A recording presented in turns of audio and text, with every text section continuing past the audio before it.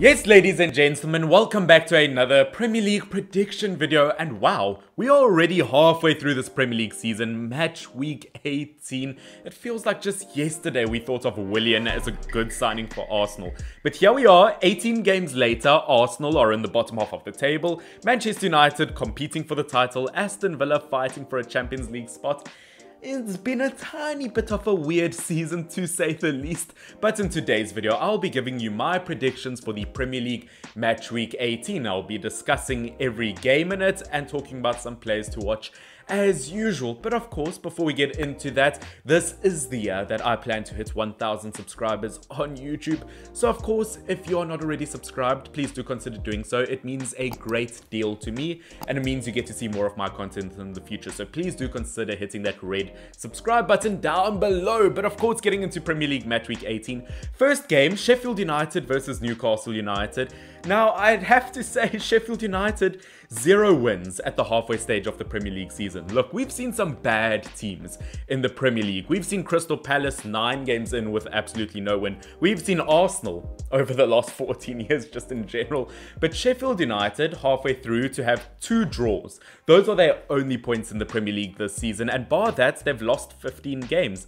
It is not looking good. And the big question is, do I give them a win versus Newcastle United? Now, unfortunately for the Blades, I have to say your blade is a tiny bit blunt. You know, that's actually a pretty good pun, Fynn. Well done. But I have to say, I don't think that Chris Wilder's team will get points versus Newcastle United, because although Newcastle United haven't looked great this season, they've only gotten 5 wins, they still have a better quality of team overall, and they've done pretty well in recent games versus teams like Leicester City and versus a few other teams. And obviously, in recent times, they've just drawn 0-0 to the likes of Liverpool, the Premier League champions. So I have to say, Newcastle United going into this do look like the better team.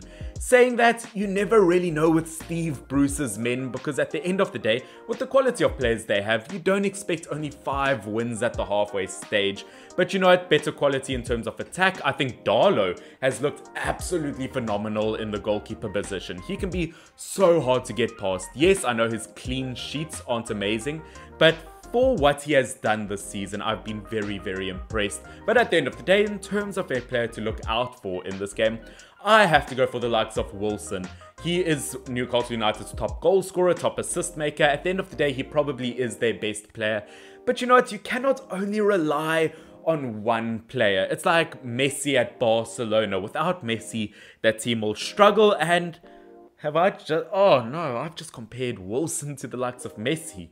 That is how you get shunned upon or welcomed into the Newcastle United community. I'm not sure what's worse. Ooh, next game I've just seen is going to be a really interesting one.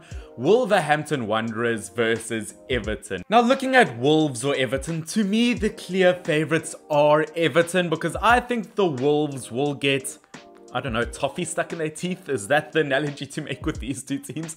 No.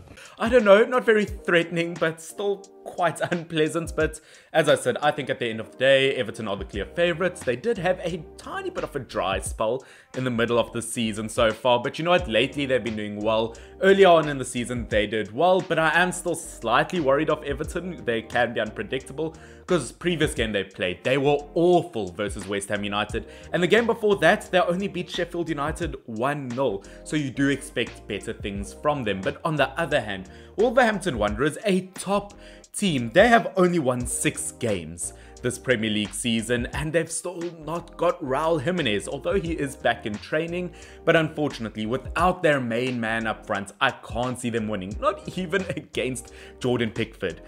And that's saying something. But unfortunately, look, Wolves, they've got class all over their team, but primarily they are a defensive team, not an attacking team. And versus Everton, if you want to get a win, you need to have a proper striker. And at the moment, the goals are not coming from Neto or Adama Traore. So you know what, I do think Everton will win. And in terms of a player to watch, You know what, I could obviously put the likes of Dominic Calvert-Lewin, and unlike their previous games, obviously I said that they haven't been doing that well because they have been missing most of their creative players. But you know what, they are back now, but despite that, I'm going to make Decore my player to watch because I mean, he is the master at winning the ball in the middle of the field and to be able to get the ball up front. He is, to me, the perfect box-to-box midfielder. We've seen that at Watford. That is why the likes of Everton did buy him. We saw him even when he was at Granada, which by far one of their best former players, which, you know what?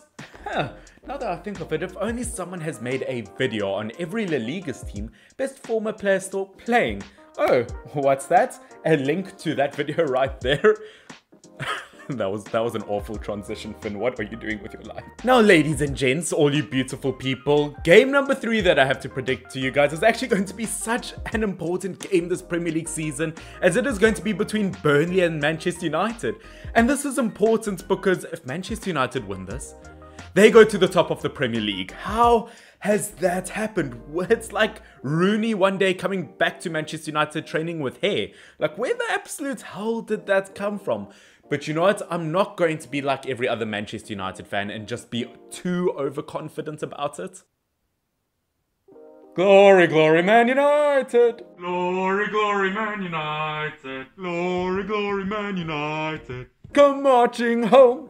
Okay, now that that's over and done with, Manchester United versus Burnley is actually going to be quite an interesting game to watch because although Manchester United this season have been really good attacking-wise overall, Burnley can be defensively very difficult to get through, so I don't know what's going to happen. I'm not going to say it's going to be a complete walkthrough for Manchester United. I do think that they will win, and probably by 2 goals, because over the last few games it just seems like tradition to score 2 goals, but I don't think it's going to be super easy. Yes, it took Burnley 8 games to get their first win in the Premier League this season, but at the end of the day, in their last 3 games, or in their last 6 games, they've gotten 3 wins and 2 draws. So you know what, Burnley have been in really good form as of late, so I'm not going to say it's going to be totally guaranteed to Manchester United, but I do think that they will win purely because of how good their attack has been in the Premier League. Yes, I am aware Manchester United lost to Manchester City in the EFL Cup. They did not play well, but that's because Solskjaer does weird things when it comes to cup games or against big teams, but I think versus Burnley, he's going to follow a strategy. And in terms of a player to watch, yes, I know Bruno Fernandes is the obvious one, top goal and assist scorer for Manchester United this Premier League season, but to be honest, in his last 2 or 3 games, I haven't been that impressed. So you know what, I'm actually going to go for the likes of Marcus Rashford, who, although his record is not great versus Burnley, I think he deserves a lot more credit. I think his pace is going to be crucial versus Burnley. We go from one Manchester game to another, as it is Manchester City versus Brighton next. Now Brighton, I would absolutely love, trust me, I'd absolutely love to give you guys a chance, but Man City I think have only lost 2 games this entire Premier League season, and Brighton have only won 2, which once again I'm kind of shocked by because there's a lot of quality in the Seagulls team, but at the end of the day I think Manchester City are going to dominate. I think we're going to see one of those typical 4-0 wins or something like that. Even if they don't play Sergio Aguero or Gabriel Jesus, I think it will be quite an easy win, and I also don't see Brighton scoring because that partnership for Man City is so strong. Who would have thought that Diaz and Stones would be so strong together? One of the strongest partnerships in the league this season, and that's without Laporte. I have no idea what Man City are going to do once Laporte is back, and I want you guys to tell me down below, what do you think Manchester City's strongest centre-back partnership will be once Laporte is back? Will he even get into that list? But you know what, as I said, end of the day I think Man City are going to get an easy win, but saying that, Brighton have just called back from loan the strongest striker the world has ever seen, Percy Tau. Yes, it is so good. I'm not gonna lie, I'm so excited to finally see a South African in a very long time really get a chance in the Premier League. I really hope that Percy Tau does well for Brighton, probably the best striker on the pitch that day, but that's only because Man City don't really have any strikers at the moment. But you know what, I do wish him luck, but unfortunately versus Man City, I can only see Man City winning this one. And in terms of a player to watch, you know what, initially I had Sterling down, but I'm not going to avoid the fact that I do think it will be Kevin De Bruyne. And I've said this a few times, I get quite annoyed by the fact that people say, oh yeah, but Kevin De Bruyne isn't scoring goals this season. Who cares? He is not a striker. Kevin De Bruyne was brought to Manchester City to get assists. He is currently the second top assist holder in the Premier League this season, and that's what he gets paid to do. He doesn't have to score goals. He is still fantastic, great at set pieces, and I think he'll be the player to watch in a game like this. Ladies and gentlemen, we have now reached our second last game of this Premier League match week already. It is a very short match week because not a lot of teams are playing, but you know what? It really makes up for it that it is going to be a game between Aston Villa and Tottenham Hotspurs. Or at this stage, do we just call it Jack Grealish FC versus Tottenham Hotspurs? What an amazing season Jack has had. But you know what?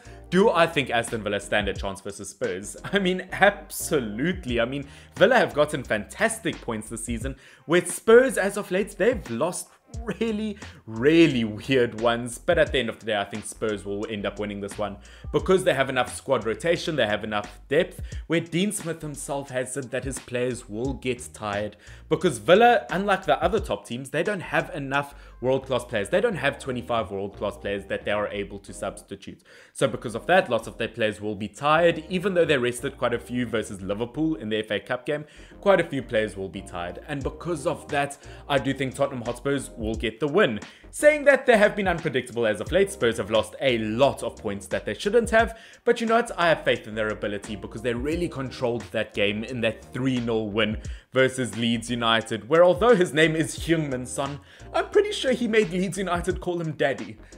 That might be a bit too inappropriate for my channel, Fynn. But you know what, despite that, the player to watch in this fixture, in my opinion, I think it will be Harry Kane. I think that he has been very clinical up front so far this season. The first player in the Premier League this season to get 10 goals and to get 10 assists. He is doing such an amazing job. And if he continues at this rate, he'll get 40 goal contributions overall at the end of the season. Those are messy numbers. That is fantastic. I think Kane will be one to watch in this. And versus Aston Villa's defense, I think he can do a decent job because Aston Villa's centre-backs at the moment, they are not doing that well, especially when Tyrone Mings is there, funnily enough. But you know what? Long story short, I think Spurs are going to end up getting a win. But ladies and gentlemen, that means unfortunately once again we have reached our final prediction of this match week, which once again trying to reach the big 1-0 in terms of subscribers on this channel. So once again guys, it would really mean a lot to me if you subscribe down below if you are not already, and please do hit that like button because that tells YouTube that you enjoy my content. But last game is going to be between Arsenal and Crystal Palace.